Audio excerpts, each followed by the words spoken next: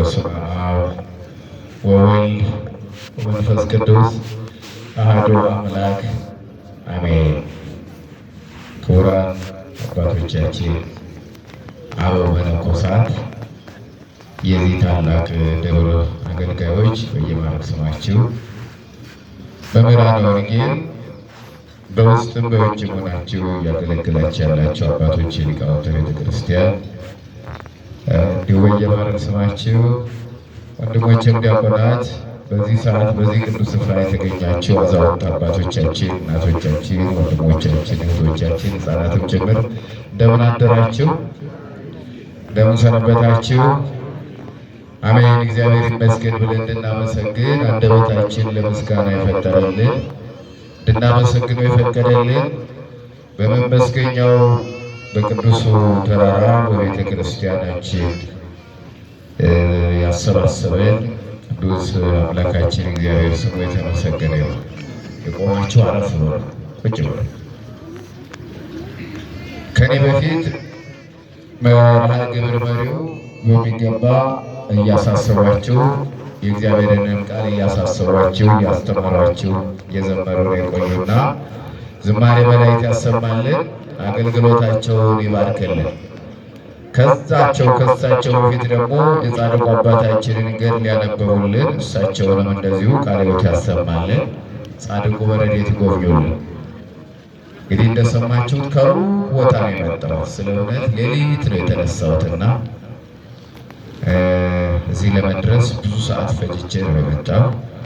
ደስ ብሎኛል በሰዓቱ ደግሞ በመገኘቴና እግዚአብሔር የተመሰገነ ይሁን። እዚህ ያደረሰኝ ምሕረቱ ብዙ ነውና በእግዚአብሔር እጅ ልውደቅ ይላል የትምህርታችን ርዕስ። እኮ ሊስተካከል ደስ ይለኛል። እኮ ምሕረቱ ብዙ ነውና በሉ እስኪ፣ አይሰማም። ምኑ ብዙ ነውና በእግዚአብሔር እጅ ልውደቅ። ምኑ ብዙ ስለሆነ? ምሕረቱ ብዙ ስለሆነ አምላካችን እግዚአብሔር በዚህ ኃይለ ቃል ላይ እንዲነግረን እንዲያስተምረን የእሱ ቅዱስ ፈቃዱ ይሆንልን። እግዚአብሔር አምላክ ከሚገለጥበት ባህሪው አንዱ ምሕረት ነው። እግዚአብሔር መሐሪ ነው። እግዚአብሔር ይቅር ባይ ነው። እግዚአብሔር ርኅሩህ ነው። አንዱ የሚታወቅበት መገለጫው ይሄ ነው።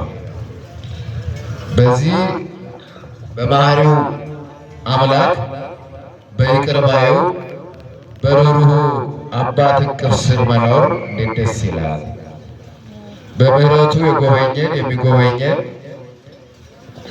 ኃጢአታችንን ይቅር የሚለን የኃጢአት ደሞዝ የማይከፍለን እግር በእግር ተከታትሎ ይቅር ብሎን ከፊቱ እንድንገኝ የፈቀደልን እግዚአብሔር ይመስገን። በሁለተኛ ሳሙኤል ምዕራፍ 24 ቁጥር 15-16 ላይ የሚገኘው ሁለተኛ ሳሙኤል ምዕራፍ 24 ከቁጥር 15 ወይም 16 ላይ የሚገኝ ነው። ቃሉን የተናገረው እግዚአብሔር ሰው ነቢዩ ዳዊት ነው። ነቢዩ ዳዊት እጅግ የምናውቀው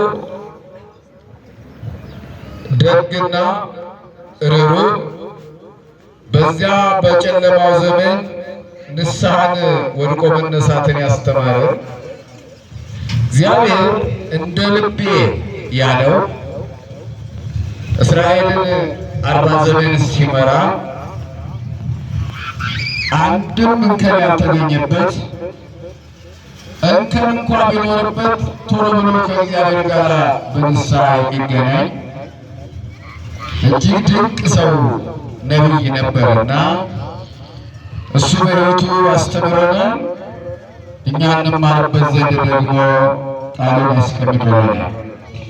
አሁን እየጸለያችሁት ያላችሁ የነቢዩ የዳዊት መዝሙር የዳዊት መዝሙር በተደላደለ ቦታ ላይ ሆኖ ቁጭ ብሎ የአእምሮ ረፍት አግኝቶ አልነበረም ድርሰቱ የደረሰው። ነቢዩ ዳዊት 150 መዝሙራትን ደርሷል ብለን ስንል ብዙ ፈተናዎች ደርሰውበታል። በተራራዎቹ በፍርኩታዎቹ የተቅበዘበዘ ሰው እያሳደደው ከሰው ጋር አራዊት እንስሳት ሳይሆኑ ሰው እያስጨነቀው በብዙ ውጣ ውረድ ነበር ድርሰቶችን የደረሳቸው። ሌሎችን ደግሞ ንስሐ ወድቆ ሲነሳ ንስሐ ሲገባ የተናገራቸው የደረሳቸው የጸለያቸው ጸሎቶች አሉ። በረከቱ ከእኛ ጋር አድራ ትኖር፣ አሜን በሉ። በአንድ ወቅት እስራኤልን እየመራ የእስራኤል ንጉሥ ነበርና ምን ያህል ሕዝብ እንደሚመራ ምን ያህል ሕዝብ እንደሚያስተዳድር የእስራኤል ሕዝብ ይቆጠርልኝ ብሎ ትእዛዝ ሰጠ። ከቃሉ ጋር ናችሁ? ማን ይቆጠር አለ? የሚመራውን ሕዝብ ለማወቅ ቁጥሩ ይታወቅና ምን ያህል ሕዝብ ነው የእስራኤል ሕዝብ ብዛቱ ቁጥሩ። እንዲህ እንደ ዛሬ የስታቲስቲክስ ዳታ የሚሰበሰብበት ዘመን ስላልነበረ ሕዝበ እስራኤል ከበረሃ በስደት ኑረው ሲመጡ 2 ጊዜ ተቆጥረዋል። መጽሐፉ የቁጥር መጽሐፍ የሚባል መጽሐፍ አለ። ኦሪት ዘኍልቍ ማለት የቁጥር መጽሐፍ ማለት የምን መጽሐፍ? ኦሪት ዘኍልቍ የሚለው ራሱ የቁጥር መጽሐፍ ማለት ነው።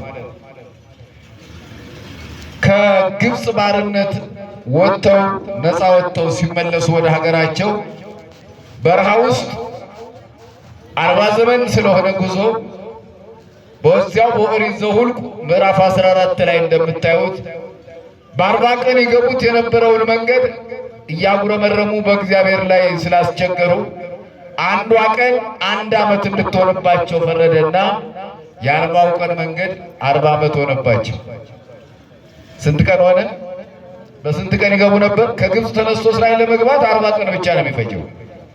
ግን እነኚህ ሰዎች አስቸጋሪዎች ስለሆኑ እግዚአብሔር ምን ፈረደባቸው? 40 ዘመን እንዲጓዙ አደረጋቸው፣ እንዲቀበዘበዙ። የሚያጉረበርበው ትውልድ በበረሃ ውስጥ እንዲያልቅና አዲሱ ትውልድ እንዲገባ ብቻ ተፈቀደለት እና በዚያ በ40 ዘመን ውስጥ 2 ጊዜ እግዚአብሔር አዝዞ ተቆጥረዋል። ማን አዝዞ? የእግዚአብሔር ገንዘቦች ስለሆኑ። የማን ገንዘቦች ነን እኛ? እስኪ ንገሩኝ። አቤት! የራሳችን እኮ አይደለንም። የማንን? የእግዚአብሔር እኮ ነን። እግዚአብሔር አንድያ ልጁን የሰደደው ውረድ ተወለድ ብሎ ወደኛ የላከው እኛ እንዳንሞትበት ነው። የእኛን ሞት የሞተው የእግዚአብሔር ገንዘብ ስለሆን ማንም እንደፈለገ እንዲያደርገን አይሻም። እግዚአብሔር ሞቶልናል። የሞተልን ሞታችንን የሞተው ለእኛ ብሎ እንጂ ለማንም አይደለም። ስለዚህ እስራኤላውያን እንዲቆጠሩ የሚፈቅደው እግዚአብሔር ነው። አሁን ግን ነቢዩ ዳዊት እግዚአብሔርን ሳያስፈቅድ በራሱ ጊዜ ተነሳስቶ የእግዚአብሔርን ገንዘቦች ለመቁጠር ተነሳ። የማንን ገንዘብ? የሰው ገንዘብ እኮ ነን ክርስቲያኖች። የሰው ገንዘብ ዝም ብሎ ባለቤቱን ሳያስፈቅዱ አይነካም። ያለ ወትሮው ያለ ነገሩ እግዚአብሔር ሳያስፈቅድ በኦሪት ዘጸአት ምዕራፍ 4 ላይ እንደምናየው ወልደ ዘበኩሬ ይላቸዋል እስራኤላውያን። ምን ማለት ነው? እስራኤል የበኩር ልጄ ነው ይላል። እስራኤል የበኩር ልጄ ነው ይላል። የእግዚአብሔር ልጆች ቀዶ የማያለብሳቸውን ቆርሶ የማያጎርሳቸውን እግዚአብሔር በመግቦቱ እየመገበ በጠብቆቱ እየጠበቀ የሚያኖራቸውን ሕዝቦች እሱ እንዲያስተዳድር ነው ስልጣን የሰጠው እንጂ እነኚህ ሕዝቦች እኔ ናቸው ብሎ ሊኩራራባቸው አልተፈቀደለትም ለዳዊት። ክረምቱ ሳይገባ የእስራኤል ሕዝብ ምን ያህል እንደሆነ ቆጥራችሁ አምጡ ቁጥሩን ብሎ አዘዘ ይላል። እንዲያው በዚህ በመጽሐፈ ዜና መዋዕል 1ኛ ምዕራፍ 21 ላይ ሰይጣን የዳዊትን ልብ አነሳሳ እስራኤልን እንዲቆጥር ይላል። ማን አነሳሳው? በእግዚአብሔር ይመራ የነበረ ሰውዬ አንዳች መንፈስ ርኩስ መንፈስ መጥቶ ይህን የእስራኤልን ሕዝብ እስቲ ቁጠረው ብሎ አዘዘው ወይም ደግሞ አነሳሳው ይላል። ከዚያ በኋላ የእስራኤልን ሕዝብ ክረምቱ ሳይገባ ከዮርዳኖስ ማዶ ያሉት ሰዎች ሕዝቦች ብዛታቸው ቤተሰቡ በሙሉ አባወራው፣ ልጆች፣ ሚስቶች አጠቃላይ ቁጥሩ ተቆጥሮ እንዲቀርብለት ትእዛዝ ሰጠ። የንጉሥ ትእዛዝ አጠረ ብሎ አያስረዝሙትም፣ ረዘመ ብለው አያሳጥሩትምና ምን ነካው ንጉሡ? እንዴት እግዚአብሔር ሳይፈቅድ ተደርጎ የማያውቀውን ያልተጻፈውን ምን ለማለት ፈልጎ ነው እያሉ እያጉረመረሙ፣ ሰዎቹ ግን ህዝቡ ሊቆጥሩ ወጡ። ከቃሉ ጋር ናችሁ? ቁጭ በላት ወንድሜ። ደህና አደራችሁ አላችሁ አይደል? ሮጥንም ፈረጠጥንም እስቲ ተመልከቱ። የዚህ ዓለም ነገር አይሞላምና እስቲ ጻድቁ ደጅ ትንሽ ጊዜ እንቆይ። ጎደሎ ናት ዓለም ለራሷ። እና ቁጥሩን ወጥተው ቆጥረው የእስራኤል ህዝብ ብዛት ምን ያህል እንደሆነ ቶሎ ቶሎ እየቆጠሩ እየመጡ ሪፖርት አደረጉ ቤተ መንግስት። እግዚአብሔርም ተቆጣ፣ አዘነ። ማን ተቆጣ? ከእግዚአብሔር ቁጣ ይሰውረ፣ በምህረቱ ይመልከተን። እንዴት እስራኤልን ምራ ብዬ ነው እንጂ የሾምኩት እሱ እንደሚያኖራቸው በዝናብ አብቅሎ በፀሐይ አብስሎ እንደሚመግባቸው እንዴት ገንዘቦችን ህዝቦችን እንዲህ ባለ ሁኔታ እንዴት እንዲህ አደርጋል ወዳጄ እንደ ልቤ ስለው ብሎ በዳዊት ላይ እግዚአብሔር ተቆጣ እና በቀጥታ ያናግረው የነበረው በተዘዋዋሪ መንገድ ሌላ ሰው ላከበት። ወዳጆቻችሁን ስትጣሏቸው ሲያስቀይሟችሁ እነሱን አይደለም የምታናግሯቸው። ይታየህ የእሱን ነገር ወዳጄ ስለው ጓደኛዬ ስለው ምስጢረኛዬ ስለው እንዲህ አደረገኝ ብላችሁ ለሌላ ሰው ነው የምትልኩበት። አባት እንኳን ልጁን ሲቆጣው ሲያዝንበት ሲያስቀይመው ለእናቱ ነው የሚናገር። ልጅሽ እንዲህ አደረገኝ ይላል። የእሱ ልጅ ጭምር እኮ ነው። ከኔ ጋር ናቸው። ያ ልጅሽ እንዲህ አደረገኝ ይላል እናት። የእሱ ልጅ እኮ ጭምር ነው። እሱን ላለማናገር ፈልጎ ለእናትየዋ ልጅሽ እኮ እንዲህ አደረገኝ፣ በተከበርኩበት ሰፈር እንዲህ አድርጎ ስሜን አጠፋኝ ይላል አባት። እናትም እንደዚያው። እግዚአብሔር ሲቆጣ ማንን ላከ? ሌላ ሰው በተዘዋዋሪ ላከበት። ድሮ ራሱ ነው የሚያናግረው፣ እንደ ልቤ ነው የሚለው።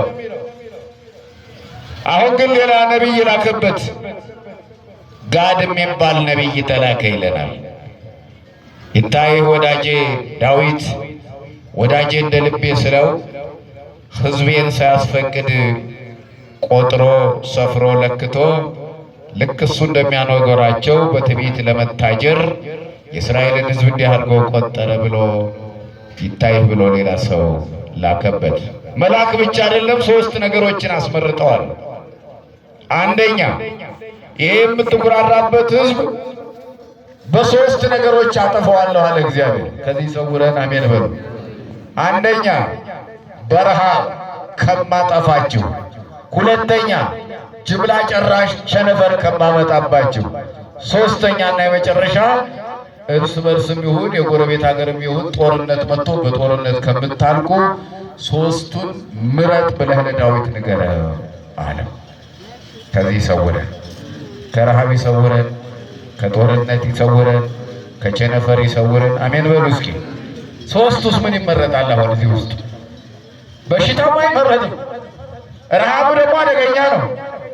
ጦርነትም እንደምታውቁት ነው። ደካማ ሮጦ ማምለጥ አይችል። ነፍሰ ጡሮች ሮጦ ማምለጥ አይችሉ።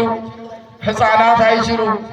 ከባድ ነው። ሶስቱስ ምን መልካም ነገር አለው? ሁለቱም ጥፋት ነው። ሁለቱም አይምሬዎች ናቸው። ሶስቱም አይምሬዎች ናቸው። ሶስቱን ምረጥ በለው አለው። ይሄ ነቢይ በጠዋት ተነስቶ ቤተ መንግስት ቀጠሮ ሳያስይዝ ምንም ሳያስይዝ ሳይጠበቅ በድንገት የዳዊት ቤተ መንግስት ከች አለ። ደነገጠ ነቢዩ ዳዊት። ድሮ ለወትሮ ነቢያት ካህናት ሲመጡ ቀን ቆጥረው የመባቻ ወይም ደግሞ ቀንደ መለከት በሚነፋበት ቀን አሊያም ቀጠሮ አስይዘው ንጉሱን በቆይታ ማግኘት እንፈልጋለን እግዚአብሔር ልኮኛል ብለው ቀጠሮ አስይዘው ነበር። አሁን እሱን ሁሉ ሳያደርግ በድንገት እንደ ድንገት ሳይታሰብ የእግዚአብሔር መልእክተኛ ከቻለ። ለምን ይሆን? ንጉሱ ደነገጠ። እግዚአብሔር ልኮኝ ወደ አንተ መጣሁ። ማን ልኮኝ? አሜን። እግዚአብሔር ልኮኝ እግዚአብሔር ልኮኝ ወደ አንተ መጥቻለሁ። በሰላም ነውን? በሰላም ነው የላከህን አለው። አዎ በሰላም ነው። ሶስት ነገሮች ምረጥ ብሎሃል እግዚአብሔር። ሶስት ነገሮች። ስንት ነገሮች? አንደኛ ረሃብ ከማመጣብህ፣ ሁለተኛ ጅምላ ጨራሽ ቸነፈር ከማመጣብህ፣ ሶስተኛ ጦርነት ከማመጣብህ ከኒህ ከሶስቱ አንዱን ምረጥ ብሎሃል እግዚአብሔር። ዳዊት ተጨነቀ። ያስጨንቃል እንጂ ምን ዳዊትን ብቻ እኛንም ያስጨንቃል ስናስበው። ይሄ ዛሬ 3 ዓመት የነበረው ኮሮና መጣ ሲባል እንዴት እንደሆነ ትዝ ይላቸዋል። ደህና አደራችሁ? ልክ በዚህ ሰዓት ነው። በዚህ ሰሞን አስታውሳለሁ። የቅርብ ጊዜ ታሪክም ነው። ወርሃ ጾም ስንጾም ከርመን ሕማማቱ ቤተ ክርስቲያን አትገቡም ተብለን በር ላይ ፖሊስ ቆመ። ትዝ ይላቸዋል እናቶች። ለምን ቢባል ቤተ ክርስቲያኑ በሩን ስትነኩት በሽታ በንክኪ ይተላለፋል ተባለ። ካህናቱም ተቆጥረው ይቀመጡ፣ ሌላው ውጪ እንዲቀመጥ፣ ህዝቡም እንዳይገባ ተባለ። እውነት ነው ውሸት ነው? የኢትዮጵያ ኦርቶዶክስ ተዋሕዶ ቤተ ክርስቲያን ታሪክ ሲጻፍ በዚህ በ21ኛው መቶ ክፍለ ዘመን የተከሰተ ክስተት በአብይ በትልቅ ነገር የሚያዝ ታሪክ ነው በእኛ ዘመን የተፈጸመው። እና ካህናቱ 5 ቀዳሾች ብቻ 1-2 መርጌቶች ብቻ ሲቀመጡ ሌላው ካህን እዚች ግድም እንዳትደረሱ ተብለን ተባረሩ። እውነት ነው ውሸት? እንዲያው በሕማማቱ እንዴት ሆነን ቤታችንን እንሰግዳለን? እንዲያው ሄደን በሩ ላይ እንኳን ብለን እንስገድ ብለን ስንመጣ በሩ ላይ ለካ ጠባቂ ቆሟል። አትደርሱም አትገቡም ተብሎ በሕይወት ዘመኔ በዚች ባለች ትንሽዬ እድሜ ቤተ ክርስቲያን በሕማማቱ ውስጥ ሳልገባ የፋሲካ ዕለት ቤተ ክርስቲያን ሳልገባ የቀረሁበት ታሪክ ነው። እናንተ እንደ ቀላል ታውት ይሆናል። እኔ ደግሞ ጥቁር ጠባሳ ጥሎብኝ ያለፈ ታሪክ ይሰማል። ግን እንዲያው እንደተፈራው ሞትን እንዴ? አልሞትንም አለን። ይኸው እግዚአብሔር ይመስገን በሉ እስኪ። እነሱ ናቸው ያመጡት፣ እነሱ አለቁ። እዚህ የጎረቤታችን የቅርብ ሰሜናዊት አፍሪካ የሆነችዋን የግብፅን ያክል ዜጋ እኮ ኢትዮጵያ አልቀበረችም። እውነት ነው ውሸት ነው? ድሆችማ ምን ያደርጋሉ ያልቃሉ ብለው ነበር፣ አላለቅን። የነ ስፔን፣ የነ ጣሊያን፣ የነ ብራዚል፣ የነ ህንድን ያክል እና አሜሪካን ያክል ዜጋ አፍሪካ አልቀበረችም። እውነት ነው ውሸት ነው? እግዚአብሔር ይመስገን በሉ። እግዚአብሔር ይመስገን።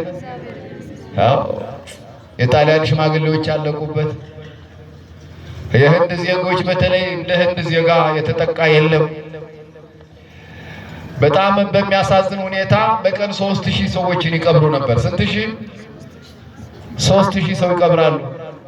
ደግሞ በእነሱ ስርዓት በሂንዱይዝም እምነት አስተምህሮ ሰው ሲሞት ማቃጠል ነው። የሚያቃጥሉበት እንጨት አለቀባቸው። እንጨቱ ቢያልቅባቸው ባህር ላይ መጣል ጀመሩ አስከሬን። ከኔ ጋር ናችሁ? ባህር ላይ አስከሬን ሲጥሉ ደግሞ መንግስት ወታደር አቁሞ ባህር በከላቸው ተብለው ደግሞ አስከሬን ጋር ቁጭ እንዲሉ ተፈረደባቸው። የሚያመልኩት አምላክ እንቁራሪት ያመልካሉ፣ ለአውራ ፍየል ይሰግዳሉ። ህንዶች እባካችሁ ከዚህ በሽታ ገላግሉን አድኑን ቢሏቸው የሚያድናቸውም አልቻሉ። አሻንጉሊቱን እየቆራረጡ ሜዳ ላይ እየወጡ መጣል ጀመሩ። የቅርብ ጊዜ ትዝታ ነው። ይህን የሚረሳ ሰው ካለ እሱ ቂል ነው። ጅምላ ጨራሽ በሽታ ከባድ ነው። ረሃብማ ምኑ ይነገራል? ከረሃብ ይሰውረን። በመጽሐፍ ቅዱስ ላይ በጣም ዘግናኝ የሆነ ረሃብ ተመዝግቧል። በሁለተኛ ነገሥት ምዕራፍ 5 ላይ ነቢዩ ኤልሳዕ በነበረበት ዘመን ትልቅ ረሃብ ተከስቶ በሀገር ላይ የሚበላ ጠፍቶ ሰዎች የርግብ ኩስ ሰብስበው እየሰፈሩ እየሸጡ በልተዋል። በጣም ያሳዝናል። የአህያ ጭንቅላት አጥንት ሳይቀር በልተዋል። ከክርስቶስ እርገት በኋላ ይሁዲዎች ጥጦስና አርዳሚስ የሚባሉ የሮም ጄኔራሎች ኢየሩሳሌምን ከበው 3 ሚሊዮን ይሁዲዎች አልቀዋል። ግማሾቹ ያለቁ በረሃብ ነው። የሚበሉት አጥተው ቀበቷቸውን እያወጡ በውሃ እያራሱ ቆርጥመዋል። ከዚህ ሰውረን አሜን በሉ። ረሃብ ከባድ ነው። ረሃብ ቢጠፋ እህል ቢጠፋ ቀጠና ነው። ንጉሥ ቢጠፋ ከባድ ነው። ጳጳስ ቢጠፋ እስልምና ነው ይላሉ እናቶቻችን ሲጸልዩ። አዛውንቶች ከኔ ጋር ናችሁ? ጳጳስ ከሌለ ክህነቱ ይቋረጣል እኮ ቤተ መቅደሱ ይዘጋል። የክህነት ሰንሰለቱ ይበጠሳል። ማንም ደርሶ ቄስ መሆን አይችልም። ጳጳስ ከሌለ ክህነት ሰንሰለቱ ይበጠሳል። መሪ ከሌለ የሀገር መሪ ከሌለ ክፉም ይሁን ደግ ውሎ መግባታችንም እርስ በርሳችን እንባላለን። እውነት ነው ውሸት ነው? ሕግ ባይኖር እኮ መውጣት እኮ አንችልም። ከቤታችንም አንወጣም። እንስሳት እንደፈለገ መኖር ይችላሉ፣ ውሎ መግባት ይችላሉ ያለ ጠባቂ። ሰው ግን ያለ ጠባቂ መኖር አይችልም። አስቸጋሪ ነው። እህል ከሌለ ደግሞ ከባድ ነው። ቅድም በሰጠኋችሁ ምዕራፍ ላይ ዛሬስ ምኑን አሰሙን እንዳትሉኝ እንጂ ሁለተኛ ነገሥት ምዕራፍ 5 ላይ ልጇን ቀቅላ በልታለች። መጽሐፍ ቅዱስ ላይ ነው ያለው። ረሃብ ክፉ ነው። ጦርነት ደግሞ አውዳሚ ነው። 100፣ 200፣ 1000 ዓመት የተገነባውን ከተማ በጥቂት ደቂቃ ዶግ አመድ የሚያደርግ ነው። ሶስቱስ ምኑ ይመረጣል? ሶስቱንም አያሳየን አያምጣብን። አሜን። ምረጥ ተባለ ዳዊት። ሶስቱም እንዴት ይመረጣል? እንዴት ረሃብ እመርጣለሁ? እንዴት ቸነፈርስ ጅምላ ጨራሽ በሽታስ እመርጣለሁ? ጦርነትንም አሳምሬ ያውቀዋለሁ አለ ዳዊት። እንዴት ብዬ ነው ሁሉ የምመርጠው? ምንም የምመርጠው ነገር የለም፣ ተጨንቄአለሁ አለ። ምን ብያለሁ አለ? ተጨንቄአለሁ ካለ በኋላ ግን ምን መጣለት? በሰው እጅ ከመወድቅ ምሕረቱ ብዙ ስለሆነ በሱ እጅ ልውደቅ። ከኔ ጋር በሉት፣ በሰው እጅ ከመወድቅ ምሕረቱ ብዙ ስለሆነ በሱ እጅ ልውደቅ። አይ ትልቅ ሰው የሚገርም ነው። በሰው እጅ አይጣላቸው። በፍጡር እጅ እግዚአብሔር አይጣላቸው። በፍጡር እጅ አትጣለኝ እያላችሁ ጸልዩ ጠዋት ስትነሱ። በፍጡር እጅ አትጣለኝ። ጨካኝ ነው ሰው፣ ጨካኝ። ተኩላ ተኩላውን አይበላም፣ ጅብ ጅቡን አይበላም፣ አንበሳ አንበሳውን አይበላም። ሰው ግን ሰውን ያጠፋዋል፣ ቆራርጦ ይጥለዋል፣ ይሰይፈዋል። የእናታቸውን ሆድ ሰንጥቀው ሕፃናትን አውጥተው ይፈጠፍጣሉ። በመጽሐፍ ቅዱስ በሁለተኛ ነገሥት አንደኛ ነገሥት ሁለተኛ ነገሥት ምዕራፍ 8፣ 7 ላይ አንድ የሶሪያ ንጉሥ ወልደ አዴር የሚባል ታሞ እያለ እዚያ ሶሪያ ውስጥ በድንገት የእግዚአብሔር ሰው ኤልሳዕ መጣ። የእግዚአብሔር ሰው ኤልሳዕ እሱ የሚመራው ሀገር መምጣቱን ሲሰማ የታመመው ወልደ አዴር አዛሄል የሚባል ባልደረባ አለውና እባክህ አንድ ትልቅ እንግዳኛ ሀገር ገብቷል፣ በእስራኤል የተከበረ የሞተ የሚያድን የታመመ የሚፈውስ እዚች ሀገር ገብቷልና ጊዜ ሳታባክን ብዙ ገጸ በረከት ይዘህ ሂደህ ለነቢዩ ስጥና ታምም ያለው አልጋ ላይ ያለውና እባክህ የህመም ለበጎ ነው ለክፉ እሞታለሁ እድናለሁ ጠይቅልኝ ይሄንን እሱ ነው መልስ የሚሰጥ ብሎ ይሄንን ሰውዬ ይሰደዋል። ነብዩ ፊት እንዴት ባዶ እጄን እቆማለሁ ሲለው 40 ገጸ በረከት 40 በቅሎ ጭነት ገጸ በረከት ለነብዩ ይዞለት ሄደ እና ነብዩን ፈልጎ አገኘው። የእግዚአብሔር ሰው ነው የሚባል የማን ሰው? የእግዚአብሔር ሰው እዚህ ሰፈር ገብቷል ተብሎ ነው ብሎ እየጠየቀ አገኘው። ገባ። የእግዚአብሔር ሰው አቤት ወደዚህ ሀገር መምጣት እንኳን ደህና መጣ ብሎሃል ንጉሱ። ንጉሱ በጠና ታሟል። ተጨንቄያለሁና ይህ ህመም ይገድለኛል ያድነኛል፣ እባክህ ጸልይልኝ፣ እባክህ እንዴት እሆናለሁ ብሎሃል ንጉሱ ብሎ ፊቱ ግትር ብሎ ቆመ። ሲቆም ንጉሱ የመጣውን መልእክተኛ ከእግር እስከ ራሱ ሲያየው ቆየ። ይሰማል። ምን አለው? መልስ አልሰጠውም። ዝም ብሎ አየው። ይድናል አላለው፣ ይሞታል አላለው፣ ጸልይለታለሁ አላለም። ዝም ብሎ ከእግር እስከ ራሱ የመጣውን ሰውዬ አየው።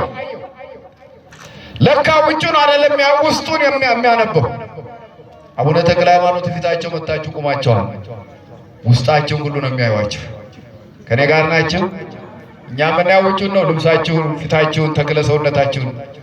ውስጣችሁን ያነቧቸዋል። ቅዱስ አየው። ለካ ይሄ ሰውዬ ወደፊት የሚሰራውን ነገር በደንብ እያየው ነው። ሲያየው ቆየና መጨረሻ ደግሞ ምን ሆነ? ማልቀስ ጀመረ ነብዩ። የእግዚአብሔር ሰው አቤት ምን ነው ስታይ ቆይተህ ደግሞ ማልቀስ ጀመርክ አለው። ወደፊት የምትሰራው ነገር ታይቶኝ ነዋ። ንጉሱ የመጣህበትን መጀመሪያ ልንገርህ። ንጉሱ ይሞታል እንጂ አይድንም፣ ካልጋው አይወርድም። ይሰማል። ምን ይላል አለ? ይሞታል። ቀጣዩ መሪ የምትሆን አንተ ነህ። እጅህ ላይ ደም አለ። እርጉዞችን ሆዳቸውን እየሰነጠቅህ ሕፃናቱን እያወጣ ትተረትራለህ፣ ትጥላለህ። ደም ትሸጣለህ። እጅህ በደም የሞላ ነው። ይሄን አይቼ አለቀስኩ አለው ይለናል። ያዩናል ቅዱሳን እና ንጉሱ ተጨነቀ። በፍጡር እጅ ከመወድቅ በእግዚአብሔር እጅ ልውደቅ። ሆነምን እኛም እንደዚህ ነው የምንለው። ምን ብለን እንጸልይ? በሰው እጅ ከመውደቅ በሉ አቤት በማን እጅ እንውደቅ? ምን ስለሆነ? ምሕረቱ ብዙ ስለሆነ አይደል እንዴ? ሰው ግን ምሕረቱ የለም። ስለ ድንግል ማርያም ብትሉት፣ እህት የለህም ወይ ብትሉት፣ አባት የለህም ወይ እባክህ ተወኝ ብትሉት ጨካኝ ነው ሰው። ማታ ስትመጡ ወደ ቤተ ክርስቲያን ጅብ ነው የምትፈሩ? ሰው ነው የምትፈሩ? ንገሩኝ እስኪ። አውሬ ነው የምትፈሩ? ማንን ነው የምትፈሩ? ሰው። ምን ነው ሰው ለሰው አስፈሪ ሆነ? ሰው ለሰው መድኃኒቱ ነው ሲባል አለበት ነበር ምን ሰው ይህን ያህል አስፈሪ ለምን ሆነ?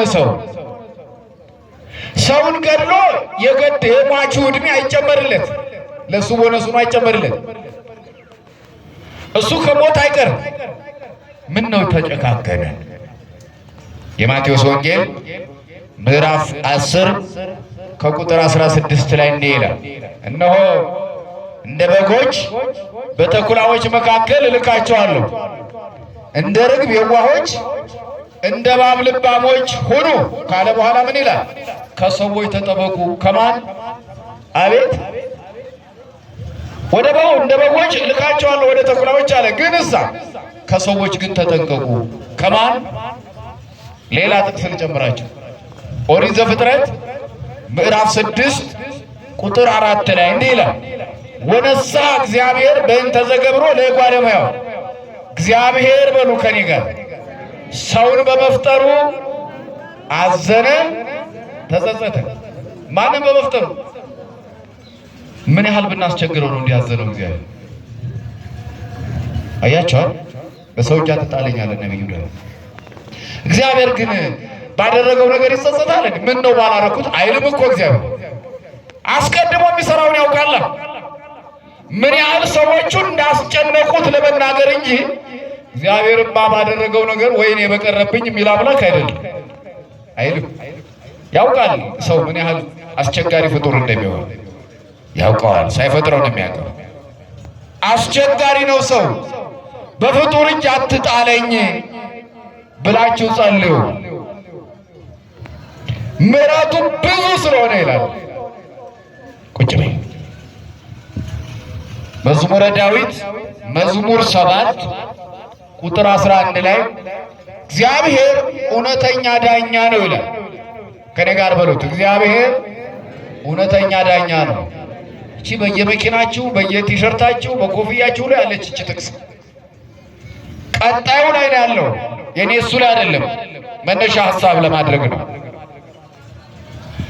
እግዚአብሔር መኮንነ ጽድቅ ወያመጽ መንሱተ ኩሎ አሜረ፣ በሰዎች ላይ ጥፋትን አያመጣም። ኃያል ወበስታግስ፣ ኃያል ነው፣ ተወዳዳሪ የለው። ዓለም ላይ 3 ኃያላን በመጽሐፍ ቅዱስ ላይ ተመዝግበዋል። ኃይል ሥጋዊ የሚባል፣ ኃይል መንፈሳዊ የሚባል፣ ኃይል መላካዊ የሚባል አለ። ከዚህ ሁሉ የተለየ ነው ቅዱስ እግዚአብሔር። ቅዱስ ኃያል እንለዋለን። ዛልቦ ድካም፣ ተወዳዳሪ የሌለው አቻ የማይገኝለት ኃያል ነው እግዚአብሔር። ግን ደግሞ ምንድን ነው አለ? ወመስታግስ። እግዚአብሔር ኃያል ነው፣ ግን ደግሞ ታጋሽ ነው፣ ይቅር ባይ ነው። ይቅር ባይ ነው። ዘያጠፋ ለመዓቱ በምህረቱ ወይ በገጸ ምህረቱ፣ ምህረቱን በቸርነቱ ጸጥ ረጭ ያደርጋታል። ከመዓት ወደ ምህረት፣ ከቁጣ ወደ ትዕግስት የተመለሰና የሚመለስ አምላክ ነው የምናመልከው። ስሙ ለዘላለም የተመሰገነ ይሁን። እስመ ለዓለም ምህረቱ እንለዋለን። ምህረቱ ለልጅ ልጅ ነው፣ ለዓለም ነው። መሐሪ ነው። መሐሪ ወመስተሳይል እግዚአብሔር፣ እግዚአብሔር ይቅር ባይ ነው፣ እግዚአብሔር መሐሪ ነው እንለዋለን። ይቅር ባይ፣ ይቅር ባይ ነው በሉ እስኪ። ይቅር ባይ የሚባል ሰው አለ አይደል? ኧረ ውሸት ነው፣ ይቅር አይልም እሱ። እንደው የእኛ ነገር እያወቃችሁት አንድ ሰው መልሶ መላልሶ ሲበድለን 3 ጊዜ ሽምግልና፣ ከ3ኛ በኋላ የእሱን ነገር በቃኝ እንላለን። የእሱን ነገር የእሷን ነገር እንደውም አበሾች ምን ይላሉ? በጣም የሚገርመው ነገር ከአንድ ክርስቲያን የማይጠበቅ ነገር ምን ይላሉ? የእሱን ነገር እስክሞት አረሳው። ምን እስክል አረሳው? እስከምሞት አረሳው። ይሄ ብቻ አይደለም፣ ሙቼም አረሳው። 2 3ኛ አጥንቴም አይረሳው። እግዚኦ ክርስቶስ። ደህና አደራችሁ። ምን ይላሉ ሰዎች? እስከምሞት አረሳው፣ ሙቼም አረሳው፣ ከዚያስ አጥንቴም አይረሳው። ጉድ እኮ እንዲህ ያለ ቅምቅመኞች ነን እኛ። እግዚአብሔር ግን ምንድን ነው? ይቅር ባይ ነው። ምን ባይ ነው? መሐሪ ነው። እኛ አጥንት የማይረሳው ምን እንላለን? እስክሞት አንረሳው ምን እንላለን? ሙቼ ማረሳው ምን እንላለን? እሱ ግን ይቅር ባይ ነው። ስንት በደለ ነው እኮ አሁን ፊቱ የቆም ነው። ያልበደለ ያለ እንደዚህ ውስጥ ንጹሕ ነኝ እኔ ብሎ የሚናገር እኮ የለም። ውሸት ነይ ቢለኝ እንኳን አልቀበልም እኔ። ማን ነው ደግሞ ንጹሕ ከድንግል ማርያም በቀር? አመስግኗት እልል ብላችሁ ሳታጨበጭቡ። ስሟ ይመስገን። ሰማይ እኔ ኢኮነ ንጹሐ በቅድሜከ፣ ሰማያውያን መላእክት እንኳን በአንተ ፊት ንጹሕ አይደሉም። አልቦም ቅድሚያ ወአልቦም ድሪያ ወይረክሰትኒ በምንትኒም ዘፈጠረሃ ድንግል በህሊና የተባለች ድንግል ማርያም ብቻ በሐሳብ ድንግል ንጹሕ ሆና የተገኘች። ዮሐንስ ጌታን ያጠመቀው ዮሐንስ አልቦ ዘያብዮ ለዮሐንስም ትውልደ አንስት፣ ሴቶች ከወለዱት ዮሐንስን የሚበልጥ የለም። ማን ከወለዱ? ሴቶች ከወለዱት ማንን የሚበልጥ የለም? ዮሐንስን ጌታን ያጠመቀው። ግን የድንግል ማርያምን ሩቧን ሩብ አይደርስበት። የእሷን ያክል ይሆናል አልተባለ። ስንት ቅዱሳን አሉ፣ ጻድቁ አቡነ ተክለ ሃይማኖትን ጨምሮ። የድንግል ማርያምን ሩብ ግን አይደርሱ። ከሰማይ በታች ከምድር በላይ እሷን የሚስተካከል ፍጡር የለም። እንኳን አይደለም እነዚህ ምድራውያን ቅዱሳን፣ ሰማያውያን መላእክትን ትበልጣቸዋለች ድንግል ማርያም። ደህና አደራችሁ። ማንን ትበልጣለች? ይእቲ ተአቢም ኪሩቤል ከኪሩቤል ትበልጣለች ድንግል ማርያም፣ ከሱራፌል ትበልጣለች ድንግል ማርያም። ከነገደ መላእክት አቻ ሊሆኗት አይችሉም እነሷ። ምክንያቱም እነሱ እግዚአብሔርን ሙሉ በሙሉ ፊቱን እንኳን ማየት አይችሉም። እሷ ግን ታቅፈዋለች፣ እሷ ግን አጥፍተዋል፣ እሷ ግን ወልደዋለች። እግዚአብሔር ይመስገን እሷን የሰጠን። አመስግኗት፣ አመስግኗት። እሷን የሰጠን ንጹሕ ነኝ የሚል ሰው የለም። ግን እሳ ንጹሕ ሳንሆን ግን ፊቱ አቆመን። ምን ስለሆነ? ማሪ ስለሆነ በሉ እስኪ፣ ይቅር ባይ ስለሆነ በሉ፣ ሩሩ ስለሆነ በሉ። ይሄ አባት ይሄ ጌታ እኔ ጠላቶቹ ሳለን አለ ቅዱስ ጳውሎስ ሮሜ 5:4 ላይ ጠላቶቹ ሳለን በልጁ ሞት ይቅር አለን ወይም ታረቀን። ጠላቶቹ ሳለን ምን ሆነን ነው ጠላቱ የሆነው? እግዚአብሔር በምሳሌው አይደል የፈጠራቸው ሰዎች እና ታዲያ ለምን ጠላት ብሎ ቅዱስ ጳውሎስ ተናገረ? ደንበኛ ጠላት ነው እንጂ የሆነው አዳምና ሔዋን እኮ ዕፀ በለስን የበሉት ምን ትሆናላችሁ ተብሎ አምላክ ትሆናላችሁ ተብሎ እግዚአብሔርን ለመፈንቀል መፈንቅለ መንግስት ለማድረግ እኮ ነው የሞከሩት እኮ። እንደ ቀላል አይታችሁት ነው ዕፀ በለስ መብላት። እኛም ሰባኪዎች ስንሰብክ ትእዛዙን አፍርሰው ሕግና ዕፀ በለስን በልተው ሕጉን አፍርሰው አይደለም። እሱ ብቻ አይደለም፣ አምላክ ትሆናላችሁ ሲባሉ እግዚአብሔርን ለመገልበጥ ነው የሞከሩት። ቀለል አድርጋችሁ እንዳታዩት። ጠላት ነው ያላቸው ቅዱስ ጳውሎስ። ጠላቶቹ ሳለን በልጁ ሞት ይቅር አለን። እግዚአብሔር የተመሰገነ ይሁን። ሁለት ኃይላት ሰውና ሰይጣን ተባብረው የእግዚአብሔርን መንግስት ለመፈንቀል ሙከራ አድርገዋል። ዲያብሎስም አመስግን ሲሉት አላመሰግንም፣ ከሥላሴ ጋር አራተኛ አድርጋችሁ አመስግኑ ይላል። የእግዚአብሔርን መንግስት ፈታዊ አምላክና ይለዋል። የአምላክን መንግስት ለመገልበጥ ወይም አራተኛ ሆኖ ለመመስገን ሞክሯል። ሁለተኛው ሰው ነው የእግዚአብሔርን መንግስት ለመገዳደር የሞከረው። እዚህ እግዚአብሔር ግን መሐሪ ስለሆነ ይቅር አለ። ይቅር አለ። እስቲ ይቅር በሉ። መቼ ነው ይቅር የምንባባለው? ከነቂማችን የመጣን የለም እዚህ ውስጥ። ጎረቤቶቻችን ጋር ስንት ተነጋግረን እዚህ አልመጣንም። እነማማ ሰራተኛችሁ ጋር ምን ስትነጋገሩ ቆይታችሁ መጣችሁ እዚህ። ግን እግዚአብሔር ይቅር ብሎ ፊቱ አቆመናል። እውነት ነው ውሸት ነው? ቆይ ይሄ ጾም ይለፍና እንገናኛለን ያላችሁት ሰውስ የለም አለች። ከጾም በኋላ ቂማችን ልናስቀጥል ማለት ነው። ክፉ አታናግረኝ ዛሬ ጾመኛ ነኝ፣ ቆይ ጾም ሲወጣ እንገናኛለን ብሎ በቀጠሮ አስቀምጥ ነው ኃጢአት አለ። እውነት ነው ውሸት ነው አለች። ይገርም እንዲህ ያለ ክርስትና ይዘን ነው እንግዲህ ፊቱ የቆመ ነው። ስንቆም ግን ይቅር ብሎ አቆመናል። ዘይትወከፍ ጸሎተ ንጹሐን ይላል እዚህ በኪዳን ጸሎታችን ላይ። የንጹሐንን ጸሎት የሚቀበል ይለዋል እግዚአብሔር። የማንን ጸሎት? የንጹሐንን። የኃጥአንን አይቀበልም ማለት ግን አይደለም ይላል እዚያው ላይ መልሶ። ፈጣንም የሆነው የንጹሖች ነው፣ ቶሎ የሚሄደው። የእነዚህ ትንሽ ዘግየት ይላል፣ ግን ይቀበላቸዋል ይቅር ባይ ስለሆነ። ጸሎቱ ለጻድቅ ማፍ እስከ እዝን፣ በጣም ፈጣን ነው የቅዱሳኖቹ ጸሎት። ለዚህ ነው እናንተ ጸሎት ይፈጥናልና ጻድቁ አቡነ ተክለ ሃይማኖት የእሱን ጸሎት ቶሎ ይቀበላልና ባኮት ብለን ፊታቸው የቆም ነው። የኛ ይዘገያል ብዙም ከንስላል፣ ግን ይቀበለናል። ምክንያቱም ኃጢአተኛን ኃጢአቱን ነው እንጂ የሚጠላው ሰውየውን እግዚአብሔር አይጠላውም። እውነት ነው ውሸት ነው? ቢጠላን መች ፊቱ እንቆማለን? የሰራነውን ኃጢአት ነው የሚጠላ እንጂ ሰሪውን አይጠላውም እግዚአብሔር። ለምሳሌ እናት ልጇ ቁሽሽ ብሎ ቢመጣ አፈር ላይ ሲንከባለል ውሎ ቆሻሻ ነክቶ ቢመጣ ገላውን እጥብ አድርጋ ታቆመዋለች እንጂ ምን ነው እጅህንም አልነካ ዓይንህንም ማየት አልፈልግም ቤቴ እንዳትገባ ትለዋለች ልጇ? አትለው። ተነ ቆሻሻው ቤቱ ይገባል፣ እናቱ ፊት ይቆማል። እጥብ አድርጋ እቅፍ ታደርገዋለች ልጇ። ከነ ቆሻሻችን መተን ፊቱ ቆመን እግዚአብሔር በምህረትና በስስት ዓይን ነው የሚያየን እግዚአብሔር። ሸክም የከበዳቸው ወደ እኔ ኑ፣ በሩን ከፍቶ ነው የሚጠብቀን። እኔ አሳርፋቸዋለሁ ነው ያለን። መሐሪ ስለሆነ ይቅር ባይ ስለሆነ። ስለዚህ ነቢዩ ዳዊት እግዚአብሔር መሐሪ ስለሆነ በእሱ እጅ ልውደቅ አለ። ምኑን መረጠ? ከሶስት በሽታ፣ ጦርነት፣ ረሃብ ነው አመጣብሃለሁ የተባለው። ምኑን የመረጠ ይመስላችኋል? እንዲህ በማለቱ አቤት!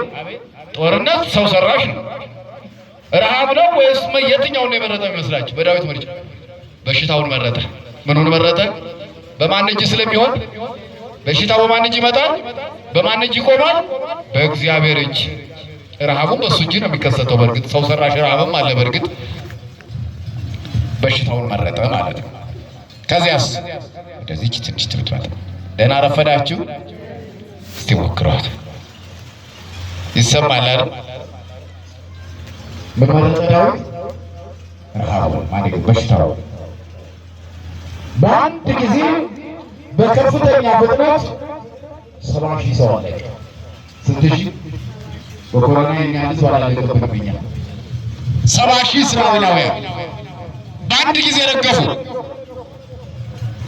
ዳዊት እግዚአብሔርን ሳያስቆጥር ሳያስፈቅድ በቆጠረው እግዚአብሔር በጊዜ ቆጥቶ በእግዚአብሔር እጅ ልውደቅ ስላለ ዘግይታችሁ ለመጣችሁ ሞባይላችሁ ላይ አንቡት። ሁለተኛ ሳሙኤል ምዕራፍ 24 ከቁጥር 14 ጀምሮ ገብታችሁ አንቡት። ጌታችሁ 70,000 ሰዎች በአንድ ጊዜ በቸነፈር አለቁ። እዚህም እዚያም ሰው ይወድቃል። መቅበር ተደከማቸው። 70,000 ሰው በዚያ ዘመን በጣም ከባድ። የኢትዮጵያ ደርግ ከአፄ ኃይለ ሥላሴ ስልጣን ሲረከብ 25 ሚሊዮን ህዝብ ነበረ። ስንት ሚሊዮን? ዛሬ ስንት ነው? 130 ሚሊዮን ደርሰናል ሲባል ሰማሁ። ለምንድን ነው ህዝቡ እዚያ እንደዚህ ቁጥሩ ያነሰ? በሽታ ነበር? ምን ነበር? ኢትዮጵያኖች ፈሪሃ እግዚአብሔር ነበራቸው። አንድ ጥናት ያጠና በጾም አብረው ባልና ሚስት አይደለም፣ መድኃኒት አይጠቀሙም፣ በዓላትን ይጠብቃሉ። ስርዓት አልበኝነት የለም። በህግና በስርዓት ወንድ ልጅ ሴት ልጅ እድሜያቸው ሲደርስ በአግባቡ ድንግልናቸውን ጠብቀው ያገባዋል። ከዚያ ውጭ መውለድ፣ ከዚያ ውጭ ማርገዝ፣ ወልዶ ልጅ መጣል ያለ ጨዋና ኩሩ ወጉን ስርዓቱን የጠበቀ ህዝብ ነበረ። ስለዚህ የህዝቡ ቁጥር ቀስ ብሎ ተረጋግቶ ይጓዝ የነበረ። ዛሬማ ምን ውስጥ ታውቆ ምን ታውቆ ተወርዶ ቢጣለው ስንቱ ኧረ ስንቱ ይቀመጥ እዚያው ግን ይመግበናል እግዚአብሔር። ምን ስለሆነ? ባህሪ ስለሆነ። ቢሊዮን ብንገባ እግዚአብሔር ይመግበናል። እውነት ነው ውሸት ነው? 130 ሚሊዮን ህዝብ መጣ ሲባል 130ውን ደግሞ ከስር ይጠራል እግዚአብሔር። ደስ በስሌት ነው የሚበቅረው። እኛ እንዲህ ስንበዛ ፈረንጆች ናቸው የሚጨነቁት። ድሀ ሀገራት ህዝቦች እንዲህ ከበዙ ህዝቡን መመገብ ሲያቅታቸው ወደኛ ይመጣብናል፣ ስደተኛ ይመጣብናል ብለው ባለበት እንዲቆም እርዳታ ስንዴ ይልኩልናል። እልፍ ካለ ደግሞ ቁጥራችን እንዲቀነስ ይፈለጋል። ከኔ ጋር ናቸው። አንደኛ ጦርነት እርስ በርሳችን እንድንባላ ያደርጋሉ። ሁለተኛ ደግሞ ቫይረስ፣ ገዳይ የሆነ ቫይረሶችን አራብተው ወደኛ ይለቃሉ። ይጨንቃቸዋል። ያለ ብዙ ሲበዛ እነሱ ነው የሚጨንቃቸው። እግዚአብሔር ግን አይጨነቅም። ከኔ ጋር ናቸው። መጋቢያችን አልተጨነቀም። ሰዎች ግን ይጨነቃሉ ስንበዛ አይደል እንዴ? እግዚአብሔር ከሁላችን ጋር ይሁን። መግቦቱን የማያረቅብን 70,000 ሰው ከክርስቶስ ልደት በፊት በዳዊት ዘመን አለቀ ማለት እስራኤል ባዶዋን ቀረች ማለት ነው። ከባድ። እስራኤል እንደምታውቁት ዛሬ ያለችው እስራኤል ራሱ አንድ ዜጋ ሲሞትባት እንዴት በቀል እንደምትበቀል ታውቃላችሁ። በአንድ ስንት ሰው እንደምትቆጥር ውድ ነው ዜጋዎቿ። በጣም በሚያሳዝን ሁኔታ ግን በሁለተኛው ዓለም ጦርነት እና አዶልፍ ሂትለር 6 ሚሊዮን ዜጎቿን ቀጥፎባታል። 6 ሚሊዮን ይሁዲዎች አልቀዋል። ሳሙና ተሰርቶባቸዋል። መድኃኒት ቴስት ሙከራ ተደርጎባቸዋል። ያልተደረጉት ነገር የለም። ጽዮናውያኑ ግን አሉ፣ አልጠፉም። የእስራኤል አምላክ እግዚአብሔር ይመስገን። አሜን በሉ እስኪ። አይጠፉም እስራኤላውያን። 70,000 ሰው ሲያልቅ ንጉሡ ዳዊት እኔ ባጠፋሁት ጥፋት እንዴት የሁሉ ሕዝብ ይለቅ እያለ ወደዚህ ይሄዳል፣ ወደዚያ ይሄዳል። እዚህ ወድቆ ሰው ያያል፣ እዚያ ሲያለቅስ ያያል፣ እዚያ ሲላቀሱ ያያል። እግዚአብሔር ሆይ ምን አደረግኩ? እኔ ባጠፋው ምስኪኖቹ ለምን ያልቃሉ እያለ ሲል ቀና ብሎ ቢመለከት ለካ ከሰማዩ በታች ከምድር በላይ የተቆጣ መልአክ ሰይፍ ይዞ አገሪቱን ያያታል። ይሰማል። መልአክ ተልኮ በቁጣ አገሪቱን ያያታል። ሰው ይረግፋል ብሎ ለካስ እግዚአብሔር ሲቆጣ ቀሳፊ መልአክ መላእክተ መዓት የተባሉ ይላካሉ። ለካ ለምህረት የሚመጣው ቅዱስ ሚካኤል ለመዓት ይላካል። መልአከ ምህረት የምንለው ቅዱስ ሚካኤል 185,000 የሰናክሬም ሰራዊቶችን ተቆጥቶ ጨርሷል። ከዚህ ሰውረ መልአከ ምህረት የተባለው መልአክ እግዚአብሔር ሲቆጣ ወደ መዓት ደግሞ ይቀይረዋል። ንጉሡ ቀና ብሎ ሲያየው የተቆጣ መልአክ ምን ያለ መልአክ በአስፈሪ ገጽታ ሰይፍ መዞ ኢየሩሳሌምን ቁልቁል ይመለከታታል በቁጣ። እንዲህ በማየቱ ብቻ ሰይፍ ሳያሳርፍ ህዝቡ ያልቃል። ህዝቡ ያየው መልአኩ እኛ መቼ እናየዋለን? ኃጢአት ጋር ዶን ነብዩ ግን አየሁ። ማን አየው? ቅዱሳን ያዩዋቸዋል። እኔ ከኔ ጋር የሚሄደውን መልአክ እንኳን አንድ ቀን አይቼ አላውቅም። እናንተ አይታችሁ እንደሆነ አላውቅም። ደህና አደራችሁ አይታችሁ ታውቃላችሁ? ጠባቂ መልአካችሁ ግን ከኛ ጋር ነው የሚውለው። ኃጢአትም ስራ አይለየንም። ምናልባት በጣም ኃጢአት ሰርተን ክህደት ከጨመርንበት ፈቅ ብሎ 20 ሜትር ወይም 40 ክንድ ላይ ቆሞ ይከተለናል። ነፍስና ስጋችን ተለይተው እግዚአብሔር ፊት እስከምንሄድ ድረስ መልአኩ ከኛ ጋር አለ። አይለይም፣ ይጠብቃል፣ ይከተላል። የበቁ ሰዎች ያውቁታል። እኛ ግን አይተነው አናውቅም። ለምንድን ነው የተጋረድን? ምን አለ አጠገባችን የቆመውን መልአክ እንኳን አንድ ቀን ብናየው። ለምንድን ነው የተጋረደብን? ኃጢአት ነው የሸፈነን። ምን ሸፈነን? በደል ነው የሸፈነን። ተጋርደን አንድ ቀን አይተነው ሳናውቅ መልአከ መደምስስ የሚባለውን ቀሳፊውን መልአክ ቀላ ብሎ ነብዩ ዳዊት አየው። የዳዊት እድሜ በ70 ዓመቱ ያረጀበት ዋናው ምስጢር ይሄን ቀሳፊ መልአክ አይን ባይን አይቶ ነው ይላሉ ሊቃውንቶች። በጣም እድሜው ትንሽ ነው። የልጁ የሰሎሞንን ያክል አልኖርም ዳዊት። በ70 ዓመቱ ብርድ ብሎት አልጋ ላይ ነው ያለው። በ70 ዓመቱ ዳዊት ቀዝቅዟል። የስሜት ሕዋሳቶቹ ምንም አይኑ ሁሉ ደነገዘ፣ አልጋ ላይ ዋለ። አንዱ የዳዊት እርጅና የተፋጠነበት ምክንያት ደምሳሹን መልአክ አይቶ ነው። እንዲያውም እግዚአብሔር ስለወደደው ነው ሳይሞት የቀረ እንጂ ይህንን የተቆጣ መልአክ አይቶ የሚድንም የለም። ቀሳፊውን መልአክ አይቶ ኢየሩሳሌምንና ሕዝቦቿን በቁጣ ቁልቁል ሲመለከታቸው ነቢዩ ዳዊት ቀና ብሎ መልአኩን አየና ምንተ ገብሩ እሉ አባግ እንዘኖላዊ ሆሟነ ለመልአኩ ነው የተናገረው። እነኚህ በጎች ምን አደረጉ? ጠባቂያቸው ያጠፋሁ እኔ ነኝ። ሕዝቡን ተውና እኔንና ዘሮችን ደምስሰን አለው መልአኩ። አይ ቅዱሳን አመስግኑ እስቲ ባካችሁ ለእነዚህ ቅዱሳን። ምን አለ ዳዊት? ሕዝቡን ተውና አትቅሰፈው፣ እኔንና ዘሮችን ለይተህ ምጣ።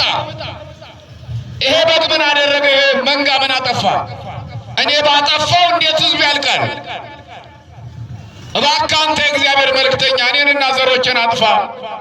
አለው። አቡነ ተክለ ሃይማኖት ልዩ ናቸው ብለን የምንላቸው ለዚህ ነው። ጠላቴ ይጥፋልኝ አይደለም የእሳቸው ጸሎት፣ እኔ ለህዝቡ ልጥፋ ህዝቡ በሰላም ይኑር ብለው ነው የሚጸልዩ። አመስግኑ እነዚህን አማላጆች ስለሰጠን። ሙሴም ብሏል ይህን ቃል በኦሪት ዘጸአት ምዕራፍ 32፣ 33፣ 34 ላይ ተመዝግቧል። እዚህ ህዝቡ ጣዖት ሲያመልክ እግዚአብሔር ተቆጥቶ ምንድነው ያለው? አንተን በሌላ ህዝብ ላይ ወስጄ ሾመሃለሁ፣ ይህን ህዝብ ግን አጠፋለሁ አለ እግዚአብሔር። ህዝቡን ከምታጠፋ እኔን ከሕይወት መጽሐፍ ፋቀኝ። ቅዱሳን ያማልዳሉ ምንለው ዝም ብለን አይደለም ወዳጆች፣ ለሰው ነው የኖሩት።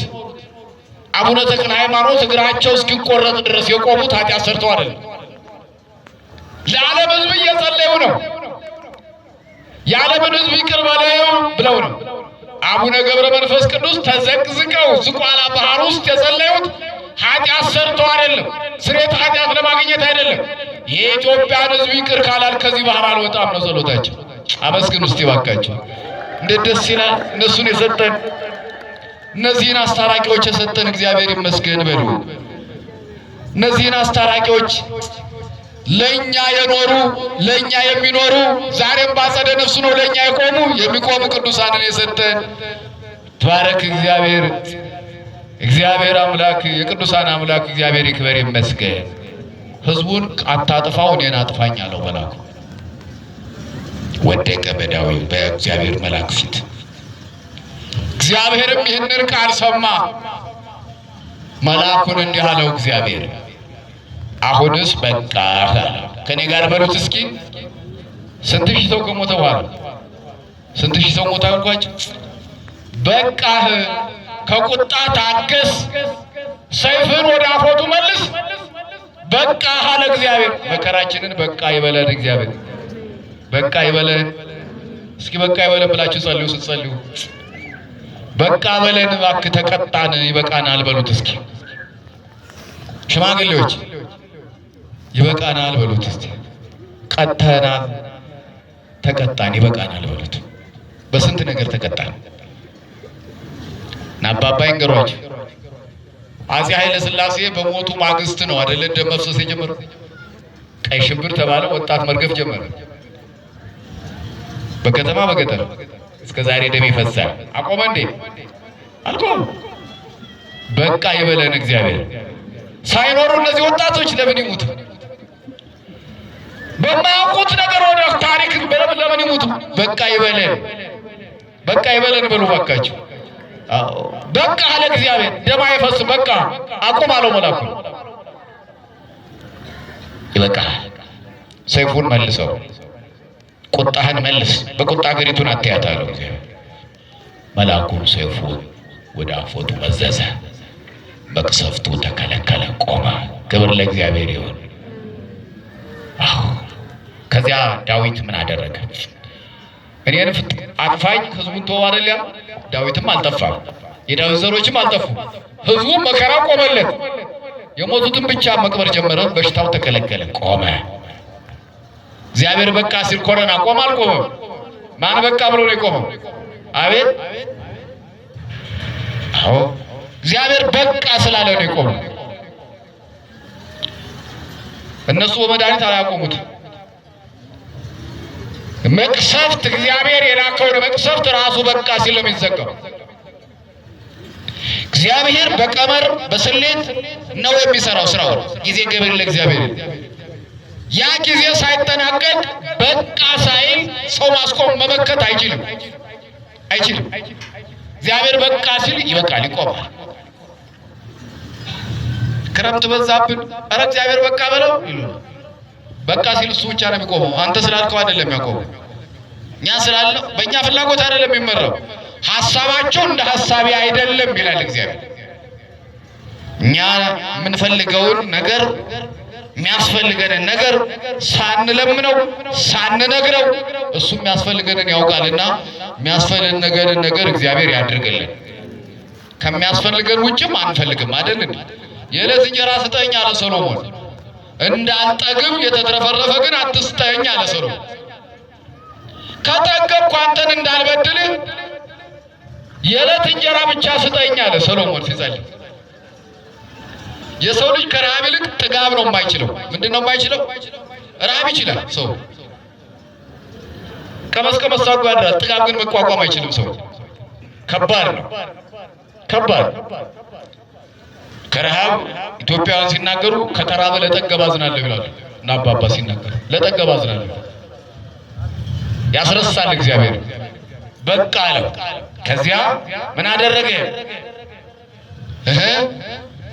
እግዚአብሔር መስዋዕቱን ቅርታ እግዚአብሔር መዓቱን ከከለከለ ካቆመልኝ መስዋዕት ሰውቼ እግዚአብሔርን ይቅር በለኝ ብዬ ላለፈው ይቅር መባል አለብኝ። ለሚመጣውም እንዲጠብቀኝ ላለፈው ይቅር ይበለን ለሚመጣው ይጠብቀን ብለን መስዋዕት እንሰዋ። አሁን ያለንበት ቦታ መስዋዕት እንሰዋበት ቦታ የለም። እስኪ ቦታ ፈልጉ። ድንጋይ ረብርበን መስዋዕት የምንሰዋበት ቦታ ተብሎ ሲባል አንድ ምስኪን ገበሬ ከብቶቹን እየነዳ ኦርና ይባላል እዚያ ጋር ቆሟል። ንጉሱ እየሮጠ ሄዶ ደህናዋል ካሉ እግዚአብሔር ይመስገን። ንጉስ ዳዊት ይባላል። ደነገጠ። አንድ ሀገር መሪ ደርሶ ዝም ብሎ ተራ ቦታ ሲገኝ ያስደነግጣል። መጀመሪያ ወታደር መምጣት ያለበት እሱ ሳይታይ ያለ ፕሮቶኮል ያለ ምናምን ንጉሱ ዝም ብሎ አንድ ገበሬ አውድማ ላይ ደረሰ። ደነገጠ። ሰውየው ተርበተበተ።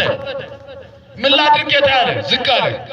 እባክህ የህዝብ ሲያልቅ በሰንበቱን አይተሃል። አሁን ጸልየን እግዚአብሔር ይቅር ስላለን መስዋዕት እዚች ተራራ አንተ አውድማ ላይ መስዋዕትን ማቀርብበት ትንሽዬ ቦታ ስጠኝ እባክህ። አንተ እኮ የሀገር መሪ ነህ። ብትፈልግ እኔም ያንተ ነኝ፣ መሬቱም ያንተ ነው። በእኔ መሬት ደግሞ አንተን ማስፈቀድ እኔን ምን አቅብጦኝ? ብትፈልግ ርስቴን መንቀል ትችላለህ እንዴ? ሁሉ እኮ ስልጣን ያንተ እጅ ነው። እንዴት እኔን ተራውን ሰው ታስፈቅደኛለህ? አይ እንኳን በግድ አንተን የገበሬውን መሬት ወስጀብህ እንኳን አንተ አዝነህብኝ እንዲሁም መከራ እየወረደብኝ ነው። ገንዘብ ከፍዬ ብቻ በሬና መሬት ትንሽ ስጠኛለሁ። ምንና ምን ስጠኛለሁ? ምን ከፍያለሁ? አንድ በነፃ ውሰድ አለው ሰውየው። አላደርገው። ምን ስለሆነ? ድሃ ማስለቀስ ከባድ ስለሆነ ገንዘብህን ውሰድ። የበሬውን ዋጋ የአውድማውን ዋጋ ሰጠው። ከሰጠው በኋላ እዚያ ቦታ ላይ መስዋዕት ተሰዋ። ያ መስዋዕት ለሀገር የሚጸለይ ጸሎት ነው። እዚያ ላይ ቆሞ እግዚአብሔር ወይ ድጋሚ እንዲህ አይነት መቀሰፍት በዚህ ሀገር አታምጣ፣ የኔን ኃጢአት የሰዎችን በደል እያየ የኃጢአት ደሞዝ አትክፈለን፣ ለልጅ ልጅ ይህንን ጅምላ ጨራሽ በሽታ አታምጣብን ብሎ መስዋዕት ተሰዋ። እስከ ዛሬ ድረስ እንዲህ አይነት ጅምላ ጨራሽ በሽታ በእስራኤል አልመጣም። እግዚአብሔር የተመሰገነ ይሁን። እግዚአብሔር ይመስገን። ንስሐ ገብተን እንድንኖር እግዚአብሔር ይርዳል። ቅድም በሰጠዋችሁ በዳዊት መዝሙር ላይ መዝሙረ ዳዊት 7:11 ላይ እግዚአብሔር ኃያሉ ያስታግሳልና ኃያል ግን ደግሞ ትዕግስት የባህሪው ነው፣ ይታገሳል፣ ይቅር ይላል፣ ይምራል ካለ በኋላ ምን አለ ነብዩ ዳዊት? ወእመሰ ኢተመየጥክሙ ሰይፎ ይመልህ፣ አላበጀንም ይቅር በለን ብላችሁ ንስሐ ካልገባችሁ ቁጣውን ሰይፉን ይመዛል፣ የኃጢአት ደሞዝ ይከፍላል። ይቅር በለን ብለን እባካችሁን ጸልይ። በኦሪት ዘፍጥረት ምዕራፍ 21 ቁጥር 17 ኦሪት ዘፍጥረት ምዕራፍ 21 ቁጥር 17 እግዚአብሔር ከትልቅ ሰው ይልቅ የሕፃናትን ጸሎት ይቀበላል ፈጥኖ። የማንን ጸሎት ይቀበላል? ልጆቻችሁን ይዛችሁ መጥታችሁ በቆጣፋ አንደበታቸው ቢያናግሩት እነሱ ነው ቶሎ የሚሰማቸው። እውነት ነው። ኃጢአት የለባቸው፣ በደል የለባቸው፣ ተንኮል የለባቸው፣ የደበደባቸው ማስተማሪ የማይዙበት ትንሾች አሁን ይጣላሉ፣ ተሞነጫጭረው ቆስለው መልሰው ይጫወታሉ። ተመልሳችሁ እንደ ሕፃናት ካልሆናችሁ እግዚአብሔር መንግሥት አትወርሱም። ሕፃናት ነው ለሚያምጧቸዋል እግዚአብሔር አይደል? ለእነሱ ብሎ እግዚአብሔር ይማረን። አሜን ነው። የእኛ ነገር ከልመናው ላይ ማለፍ አልቻለም። የእኛ ጸሎትና እነሱን አትጸልዩዋቸው። የቤት ስራ ምሰጣቸው። አጋር የተባለች ሴት አብርሃም ቤት ትኖር ነበር። ልጅ ወለደች። ልጅ ከወለደች በኋላ አሰሪዋን ሳራን እየናቀቻት መጣች። አንቺ ሚስት ነሽ፣ እኔ ሚስት ነኝ። አንቺ ወንድ ልጅ ወለድሽ፣ እኔ ወንድ ልጅ ወልደናል፣ እኩል ነን ብላ ትከሻ መለካከት ጀመረች። እና ሳራ ዝንች ወጣ። እኔ ነኝ ውለድ ብዬ የሰጠሁት፣ እኔ አጭቻለሁ፣ ልጅ የለኝም፣ ከእኔ የሚከለክልሽ እሷ እግዚአብሔር ልጅ ስጥ ብዬ የሰጠሁት በገዛ እጄ እንዴት ጠላት አሰራሁኝ ብላ እመቤቲቱ አዘነች። ሰራተኞች አሰሪዎቻችሁን አትናቁ፣ አሰሪዎች ደግሞ ሰራተኞችን አትናቁ። ደህና አደራችሁ። ውሃ ቀጠለ ብላችሁ ከዚህ ስትገቡ ብርጭቆ ሰብረሻል ከደግሞ ሲቆርጥብሻሉ አትበሏቸው። አሁን ሰራተኛ ብትፈልጉ አታገኙ። ደላላ ቤት ሄዳችሁ የምታገኟት ሰራተኛ 3 ወር ነው የምትቀበለው። ከዚያ በኋላ ፕሮሰስ ጀምራለች። 40 ቀን ነው የምትሄድ። እናንተ ቤት መኖር አትፈልጉም።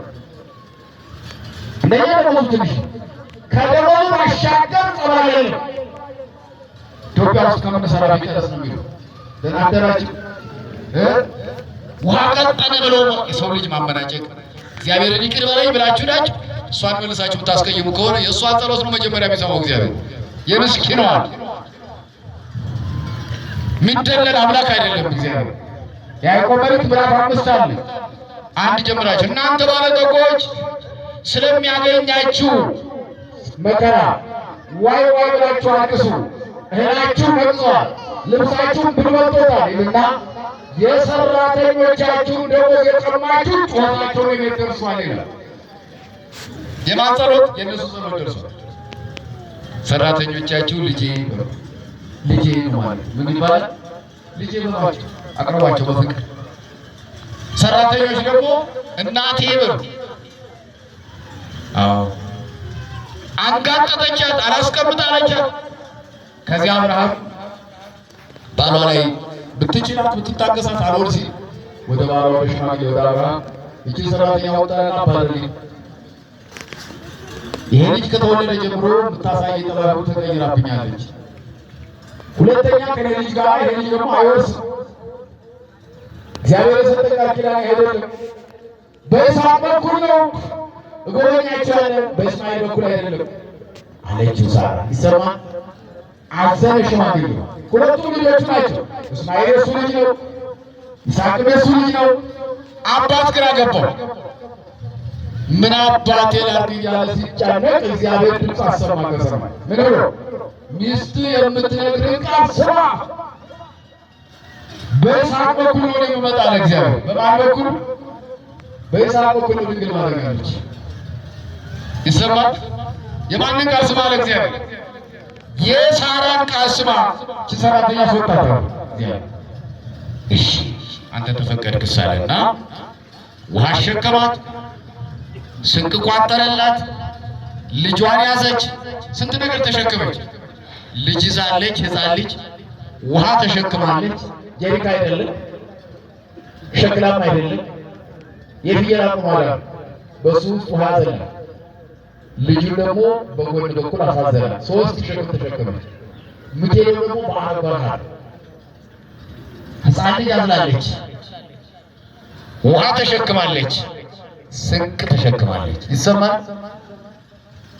እየሄደች እያለ ውሃው እየሟሟ እያለቀ መጣ። ልጁ አሁንም ውሃ ስጭኝ ይላል። በረሃ ነው። እሷም ትጠጣለች።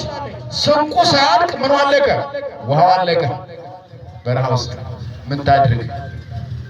ወንዝ የለም፣ ውሃ የለም፣ ሰው የለም፣ ሰፈር የለም። ልጁ እጇ ላይ ሊሞት ጫፍ ደረሰ። እየቀዘቀዘ መጣ። ጉሮሮ ደረቀ። ምላሱ በተናጋው ተጣበቀ።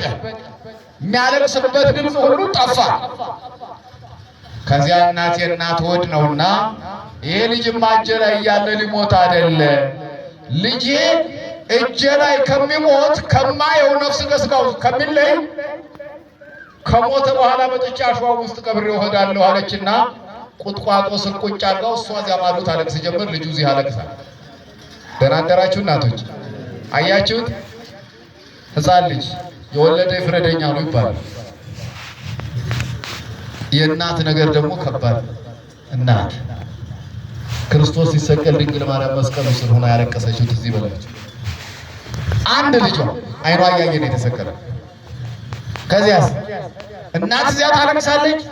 ይሄ ልጅ ቁጥቋጦ ስሩ፣ እናቷ አጠገቡ የለችም። ውሃ ደግሞ ጉሮሮ ተጣብቋል። እያለቀሰ እያለ የማንን ጸሎት ቀድሞ ይሰማል እግዚአብሔር? እስኪ ንገሩኝ እስኪ ማንን ነው ቶሎ የሚሰማው እግዚአብሔር? አሜን። የማንን? የሕፃኑን ነው የሚሰማው። ምንም ጥርጥር የለውም። ልክ ናችሁ። ኃጢአት የለበትም።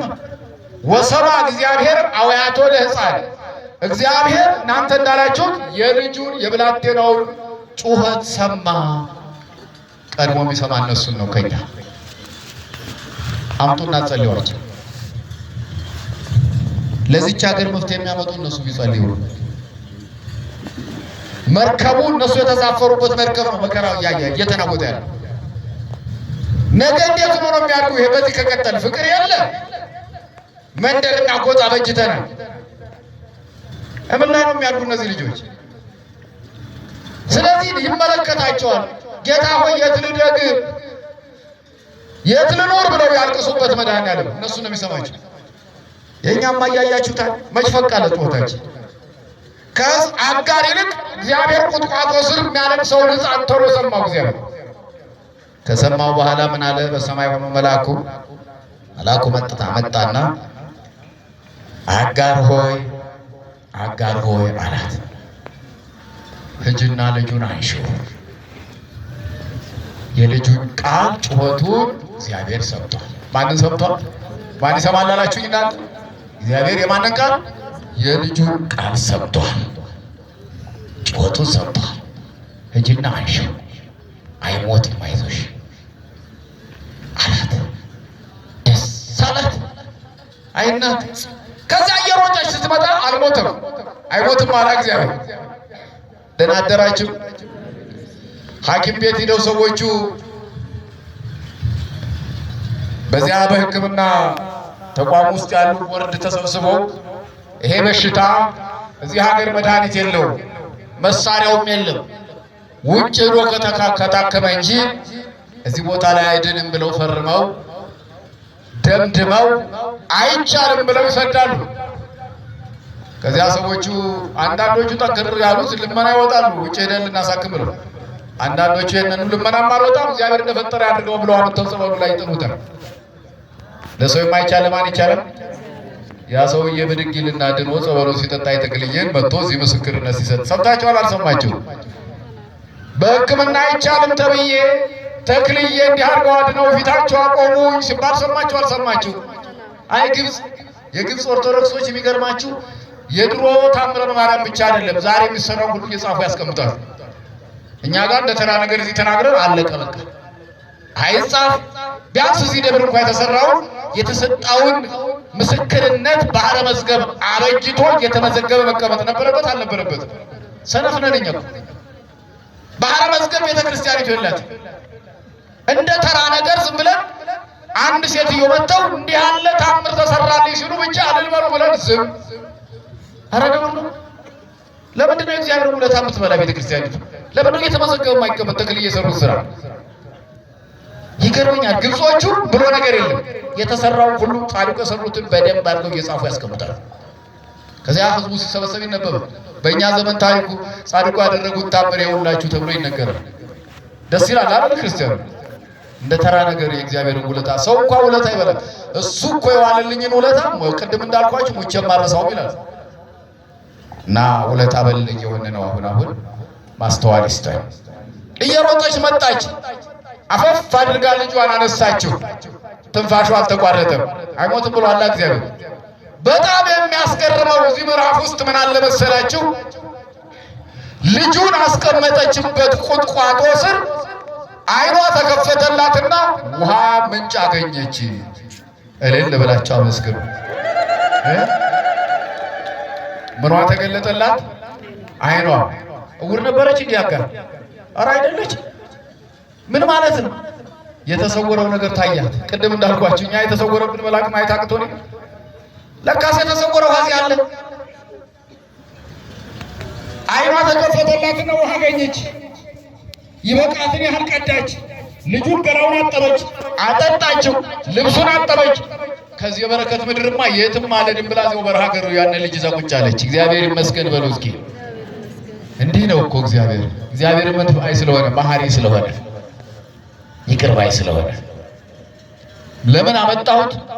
አቡነ ተክለ ሃይማኖት በተወለዱ በሶስተኛው ቀን አሐዱ አብ ቅዱስ፣ አሐዱ ወልድ ቅዱስ፣ አሐዱ ውእቱ መንፈስ ቅዱስ ብለው እግዚአብሔርን አመስግነዋል። በስንተኛ ቀን? አቤት፣ በሶስተኛ ቀን። ሕፃናቱ እዚህ ይዛችኋቸው ስትመጡ ቤተ ክርስቲያን ነው አይሏቸው። ምንድን ነው የሚሉ? ቋንቋቸው ንገሩኝ እስኪ። አቤት፣ አሜን አሜን ነው አይደል የሚሉት? ቄሱንም ሲያገኙ አሜን መጡ አይደል የሚሉት? ልክ ነው አይደል? አዎ። ቤተ ክርስቲያኑ ከቤት ጀምራቸው አሜን አሜን ልንሄድ ነው የምትሏቸው። ጠንቀቅ አድርገው ያውቃሉ እግዚአብሔር መኖሩን፣ የእግዚአብሔር ቤት መሆኑን ያውቃሉ። ቄሱን ያውቁታል። እናንተ ሳታዩን መንገድ ላይ ስንሄድ እናት ጀርባ ላይ ሆና አሜን በዚህ አለ ታስቆማለች። እናቷ አሜን ትላለች። ቄሱን ስታይ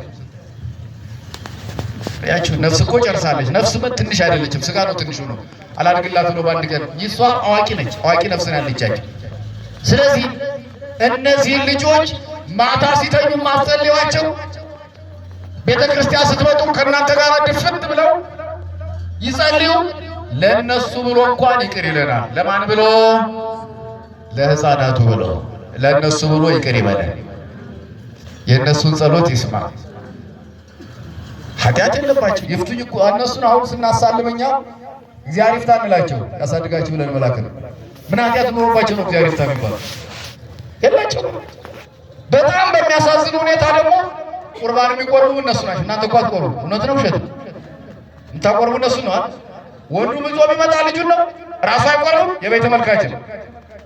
እናንተ ማትቆርቡ፣ የሚቆርቡ እነሱ ናቸው። መቼ ነው እናንተ የምትቆርቡ? አሬ ገርማ የቤተ ተመልካች ወንጌል ይዘራል። ዘሩን ቁርጥም አድርጋችሁ ቁጭ። ወንጌል የምናስተምራችሁ እኮ ንስሐ ገብታችሁ እንድትቆርቡ ነው። ከቃሉ ጋር ናችሁ። ቅድም የጠቀስኩላችሁ የግብፅ አማኞች፣ የግብፅ ኦርቶዶክስ ቤተክርስቲያን እምነት ተከታዮች እሑድ ዕለት የመጣው ክርስቲያን በሙሉ አስቀድሶ ቆርቦ ነው የሚሄደው። ደስ አይሉም? አመስግኑላቸው እስቲ። እኛ ግን የቤተ ተመልካች እና አባባ ይቆርባሉ። የታመመ ሰው በመኪና መጥቶ እዚህ ጋር ቄሶች እዚህ እንኳን መግባት አቅቶት በመኪና ዝቁሙ አውጥተን እናቆርባለን። ሌላው የቤተ ተመልካች። ጠበሉ ሲመጣ ዲያቆን ጠበሉ ነው የሚበልጠው? የጌታ ደም ነው የሚበልጠው? ንገሩኝ እስኪ ማን ነው የሚበልጠው? ወደሙ ለኢየሱስ ክርስቶስ ያነጻህነም ሁሉ ኃጣዊነ የክርስቶስ ደም ያለምን ኃጢአት ያስተሰረ ያስወገደና የሚያስወግድ ደሙን ጸበሉን ስለጠጣችሁ አይደለም። እንደውም ጸበሉ እኮ እንደ ቤተ ክርስቲያን ስርዓት የቆረቡ ሰዎች ናቸው የቅዳሴ ጸበል የሚጠጡ። ምን ያሉ አፋቸውን እንዲህ ብለው ቤት መግባት ስለማይችሉ ለነሱ እኮ ነው የተፈቀደው። እናንተ ጸበል የምትጠጡ እዚያ ጸበሉ ሄዳችሁ መጠመቂያው። የቅዳሴው ጸበል ግን ለማን ነው? ለቆረበ የቤተ ተመልካች። መቼስ እኛም በዚህች አታሙንም። ቄስ ቆራቢ ነው አቁራቢ ነው? ሁልጊዜ እንቆርባለን እኛ። ከኔ ጋር ናችሁ? ራዕየ ዮሐንስ ምዕራፍ 21 ቁጥር 21 ላይ እንዲህ ይላል፣ እነሆ በሩ ላይ 12 ዕንቁዎች ቆመዋል። 12 ዕንቁዎች የ12ቱ ሐዋርያት ምሳሌ ናቸው ይለንና ታዲያ 12 ሐዋርያት ከሆኑ ለምን ነው መንግሥተ ሰማያት በር ላይ የቀሩት ሲባል ገቢም ናቸው አስገቢም ናቸው። ምንም ናቸው? እስኪ ይህችን ቋንቋ ነገሩ። ገቢም ናቸው አስገቢም ናቸው። ካህናት ቆራቢም ናቸው አቁራቢም ናቸው። ለምን ነው ማትቆሩ ብለን ስንላቸው እነዚህ ጎልማሶችም ውይ አባ ገና እኮ ነኝ ይላሉ። ምንድን ነኝ ይላሉ? ምን ማለት ነው ይሄ ቋንቋ? ገና ኃጢአት አልጠገብኩም፣ ገና የምሰራው ኃጢአት አለኝ፣ ከኃጢአት ጋር ቀጠሮ አለኝ ማለት ነው። ገና ነኝ ይባላል? ግን ኧረ አይባልም፣ ነውር ነው። እንዳፈወት ያድርግልኝ ለስጋው ደግሞ ያብቃኝ ነው የሚባለው። እሺ በሉ እስኪ፣ እንደሱ ነው የሚባለው። ገና ነኝ ማለት ኃጢአት ነው ራሱ። ይቺ ቋንቋ ራሱ ኃጢአት ናት። ገና ኃጢአት እሰራለሁ፣ ገና ሩጫ አልጠገብኩም። ገና ነኝ ማለት ምን ማለት ነው ስንላቸው ሴቶቹ ወይ ጉድ አባ እሱ በደህና ጊዜ አባ ሞት ልጆችን ቦታ ላስያዝኩኝም ገንዘቤን ቦታ ላስያዝኩኝም ይሉናል። ልጆችን ቦታ እስከምታስይዙ ገንዘባችሁን ቦታ እስከምታስይዙ ቁሞ የሚጠብቅ ሞት አለ እንዴ? ቀጠሮ አለን እንዴ? ምን ሞትበትን ቀን እናውቃለን? አናውቅም። ስለዚህ እግዚአብሔር መሐሪ ስለሆነ ይቅር ባይ ስለሆነ በተሰጠን ቀን በተሰጠን እድሜ ንስሐ ገብተን ስጋ ወደሙ መቀበል ነው አዋጭ የሚሆነው። ወጣት አይቆርብም የሚል የለም። ጎልማሳ አይቆርብም የሚል ሕግም የለም። አይቁረብ የሚል ሕግ የለም። ለሽማግሌና ለሕፃናት ብቻ ነው የሚልም ሕግ የለም። ሁሉም አማኝ ተምሮ አውቆ መቁረብ አለበት። ሰምታችሁኛል? ለስጋው ደግሞ ያብቃችሁ፣ ለቁርባኑ ያብቃችሁ፣ ለቁርባኑ ያብቃችሁ። አንድ ጥቅስ ሰጥቻችሁ ትምህርቴን ላጠቃል። እንደነገርኳችሁ ከሌሊቱ 10 ሰዓት ከምናምን ነው ተነስቼ ስጓዝ ያደርኩት። የመጣሁበትን ሰፈር ነግረዋቸዋል። ከዚያ ዋልታ ነው እዚያ ዋልታ የመጣሁትና የያዕቆብ መልእክት ምዕራፍ 4 ቁጥር 8 ላይ ያለችዋን ቃል ከኔ ጋር ትሏታላችሁ። ወደ እግዚአብሔር ቅረቡ በሉ። ወደ ማን ቅረቡ? እሱም ወደ እናንተ ይቀርባል። እስቲ ድገሟት። ወደ እግዚአብሔር ቅረቡ እሱም ወደ እናንተ ይቀርባል። እንዴት እንቅረብ? በንስሐ እንቅረብ። ንስሐ እንግባ። ንስሐ እንግባ። ሳረጅ ነው ንስሐ የምገባ። ዛሬ ብታጠመልሽ ቁሽል እያላችሁ ቀጠሮ አትስጡ። ከስር እየዘጋችሁት ነው። ንስሐ እንግባ። የታጠበ ሰው ደግሞ ምግብ ይበላል። በንስሐ ታጥበን ደግሞ ስጋው ደሙን መቀበል ነውና ወደ እግዚአብሔር ለመቁረብ ያብቃ። ተርፎ ከሚቀረው ዕድሜ አይንፈጋችሁ፣ ወጥቶ ከመቅረት ይሰውራችሁ፣ በምሕረቱ ይጠብቀን።